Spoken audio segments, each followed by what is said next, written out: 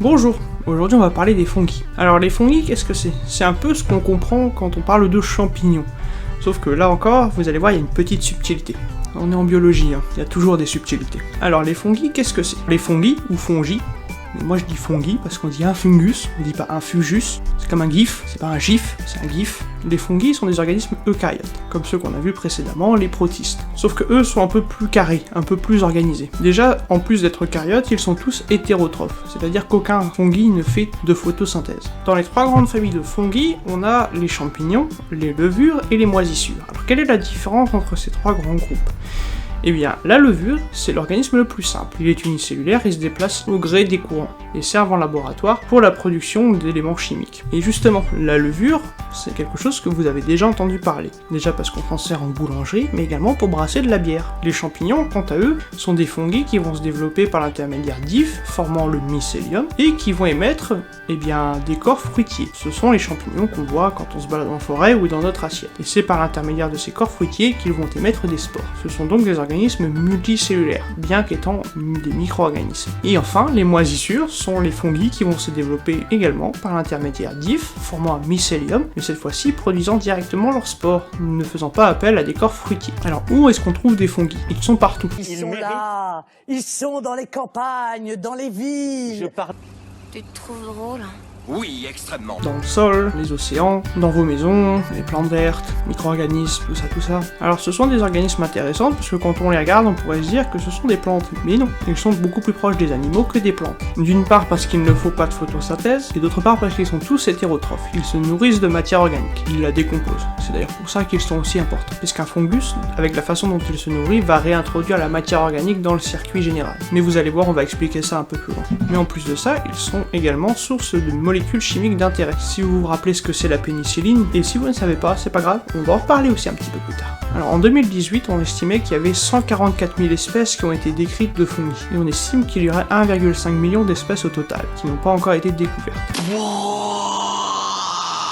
Par fungi, on a inclus les champignons, la manicule-mouche, les champignons de Paris, ou les levures, ce qui fait votre bière, ou les moisissures. Et là, on va parler des vraies moisissures, pas les trucs pétés de l'épisode d'avant. Normalement, ils n'ont pas de flagelle. Par contre, ils ont une paroi, qui est faite de chitine, le même matériau qui fait la carapace des insectes. Une des images qu'on a justement des fungi, c'est ce développement en colonie, une espèce de tapis un peu nuageux, un peu velu, qu'on voit lorsque c'est en train de grossir. Et bien ça, c'est le mycélium. Alors le mycélium, qu'est-ce que c'est? C'est un ensemble d'ifs. Un if, c'est un tube multicellulaire qui va se former, qui va permettre aux champignons d'étendre sa surface. Et justement, quand tous ces tubes vont se répandre, ils vont former un réseau. Et c'est ce réseau que l'on va appeler le mycélium. C'est ni plus ni moins qu'un réseau de tubes multicellulaires qui va permettre justement aux champignons de favoriser l'échange avec l'extérieur et de sécréter les enzymes qui vont lui permettre de dissoudre la matière organique et de l'assimiler plus facilement. Et c'est par justement l'émission de ces enzymes et la dissolution de cette matière organique qu'il va réintroduire le carbone organique dans le système. Alors les fungi sont pour la plupart dits saprophytes. Ils vont se nourrir de matière morte. C'est cela qu'on voit se développer sur le bois ou les fruits en décomposition. Ce sont ce qu'on appelle les décomposeurs. Ils vont dégrader la matière organique et la relâcher dans l'environnement, ce qui va lui permettre d'être assimilé par d'autres organismes. Ils ont le rôle de décomposer la matière organique et de réguler l'équilibre des nutriments dans le sol. Mais tous ne sont pas des saprophytes. On a des fungi qui sont appelés des mutualistes, c'est-à-dire qu'ils vont vivre en symbiose avec d'autres organismes. C'est le cas notamment des mycorhizes, qui est une structure qui est formée à la fois par les fungi et la plante. La plante va synthétiser des composés vitaux pour le fungi, et le fungi va lui permettre à la plante d'assimiler plus facilement les composés présents dans le sol. Mais un peu plus original, on a également le cas des symbioses entre fourmis et fungi. Certaines espèces de fourmis ne se nourrissent exclusivement que de fungi. Elles vont ramener des feuilles à l'intérieur de la colonie qui seront dégradées par ce champignon qui servira de base nourricière aux fourmis. Ainsi, les fourmis nourrissent le champignon et le champignon nourrit la fourmi. Il y a des moments où je vais dire champignon, il y a des moments où je vais dire fungi. C'est la même chose. Dans ce cas-là, précisément, c'est juste la même chose. Mais laissez-moi vous parler de quelque chose d'un peu plus brutal. Laissez-moi vous parler d'Arthrobotrys oligospora. Derrière ce nom compliqué à prononcer, on a un fungi qui est un prédateur. Non, pas cela. Non. Il va se servir de ces ifs comme filets afin de piéger des nématodes. Ces nématodes vont rester collés à cette structure et se faire digérer par ce champignon. Donc ouais, on est sur quelque chose d'un peu plus violent que le champignon qui dégrade le fruit. Mais il y a encore plus exotique. Parce que oui, effectivement, c'est une forme de vie et comme toute forme de vie, il y en a toujours un ou deux qui développent un mode de vie parasite. Vous avez peut-être entendu parler d'Ophiocordyceps unilateralis. Si c'est pas le cas, on va juste le faire maintenant. C'est un champignon qui transforme les fourmis en zombies. En fait, c'est très simple. Une des spores de ce champignon va contaminer une fourmi, progressivement se développer jusqu'à prendre possession de la fourmi. Il va diriger son hôte, qui est une espèce de fourmi qu'on trouve dans les régions du globe aux latitudes tropicales, donc pas ici. Cette fourmi va complètement possédée par ce champignon, qui va la faire descendre plus près du sol, là où c'est un peu plus humide, rester entre 4 et 10 jours, le temps que le champignon éclose au niveau de la tête de la fourmi.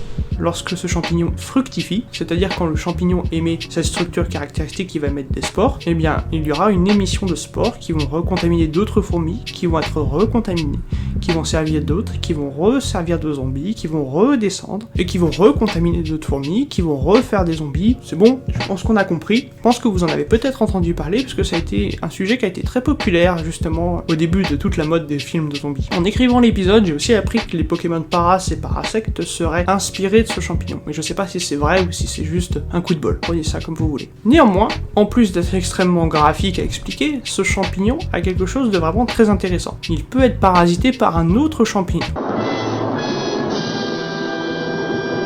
Super parasite, et je trouve ça vachement classe. J'ai pas réussi à trouver beaucoup d'études là-dessus, mais en gros, ce champignon serait capable de parasiter les spores d'Ophiocordyceps et de les rendre non viables. Et c'est comme ça que ce champignon se développerait, par les spores de l'autre champignon. Mais arrêtons de parler de zombies. Parlons de nécrophilie. L'émission a pris un tournant un peu brutal d'un coup. Entomophthora muscae est un parasite de la drosophile, la petite mouche du vinaigre que vous pouvez voir de temps en temps, et qui est un parasite dégueulasse.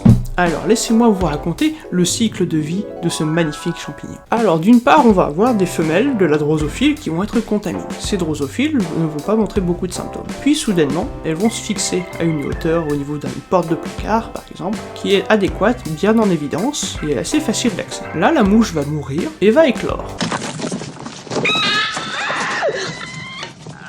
Alors le champignon va se mettre à fructifier au niveau de son abdomen, et c'est là que les détails dégueulasses commencent. La mouche, en mourant, va laisser le champignon se développer, et en explosant son abdomen, parce qu'il n'y a pas vraiment d'autres mots, va le laisser émettre des phéromones. Ces phéromones vont attirer les mâles qui vont s'accoupler avec le corps de la mouche morte. On est full graphique maintenant. En s'accouplant, les mâles vont justement être contaminés par ce spore et mourir à leur tour de la même manière. Le nom de type de phéromones émis par ce fungi, ce sont des séquiterpènes.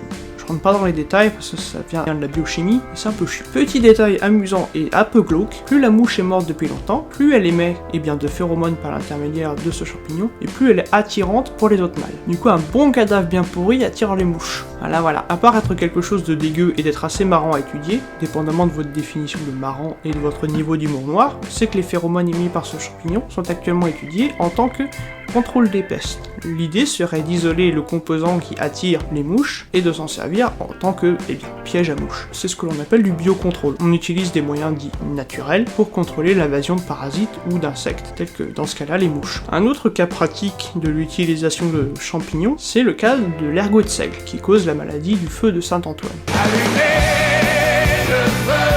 L'ergot de seigle, ou Clavicus purpurea, est un champignon parasite du seigle. La consommation de pain moisi par ce champignon peut donner ce que l'on appelle l'ergotisme, ou la maladie du feu de Saint-Antoine. Mais ce champignon est également utilisé pour la synthèse de LSD. Rappelons que les drogues c'est mal, ne faites pas ça, ne mangez pas de pain moisi, je pense que vous êtes assez grand pour le savoir ça. Ça va, on a compris. Mais voilà, un autre intérêt des champignons. Alors c'est vrai qu'on a différents types de champignons, mais également différents types de reproduction de champignons. Dans un premier temps, comme je l'ai évoqué plus tôt, il y a production de spores, qui vont servir comme une graine marche pour un arbre, ou pour n'importe quelle plante, le pollen. Ce sont ce que l'on appelle les spores sexués. Et on peut également avoir des spores asexués, qui elles ne sont ni plus ni moins que des clones du champignon, et qui vont lui permettre de se reproduire beaucoup plus facilement. Pour que t'ailles te faire encloner à fond. On a également une reproduction par fragmentation de l'if, rappelez-vous ce que j'ai dit au début, c'est-à-dire qu'on peut sélectionner une partie du mycélium, le couper et le replanter à un autre endroit. Et on va avoir justement une croissance de ce champignon qui va reprendre de plus belle. Lorsqu'un fungi éclot ou se reproduit, on peut le voir à l'œil nu. C'est le cas des moisissures et du mycélium ou des champignons. Ce sont des organes sexués. C'est-à-dire que quand vous mangez des champignons de Paris, vous mangez l'organe sexuel du champignon. et bon appétit. Enfin, on a les levures, qui elles sont des organismes unicellulaires, comme les protistes d'avant, mais déjà un peu plus sérieux que du vomi de chien. Et eux, eh bien, ils vont se séparer par scissiparité. C'est le cas par exemple de Saccharomyces cerevisiae, qui elle va se séparer par fission binaire, c'est-à-dire qu'une cellule va se couper en deux pour donner deux cellules. On a également un autre mode de fission qui est, elle, le bourgeonnement. Dans ce cas-là, la cellule va bourgeonner, un peu comme si la cellule avait un bouton qui, d'un coup, devenait une cellule. C'est le cas par exemple de Saccharomyces bombay, qui est elle aussi une autre levure. Saccharomyces. La phylogénie, rappelez-vous l'épisode 1. Et bien entendu, on est en microbiologie. Il y a donc des exceptions. Il y a certains champignons qui alternent entre un mode de vie unicellulaire et un mode de vie mycélien. Ils vont donc soit se retrouver à l'état libre, une seule cellule qui flotte au gré de l'eau, ou se retrouver en amas de mycélium, comme on peut en voir quand on pense à un champignon. C'est le cas par exemple de Paracoccidioides brasiliensis. Donc voilà, là on a les grands fonctionnements de ce qu'est un fungi. Donc vous avez d'un côté les moisissures, qui vont former des amas de mycélium et qui vont se développer en tapis. On aura également les levures, celles que l'on utilise pour la boulangerie. On aura également les champignons, c'est-à-dire ceux qui ont un corps qui fructifie.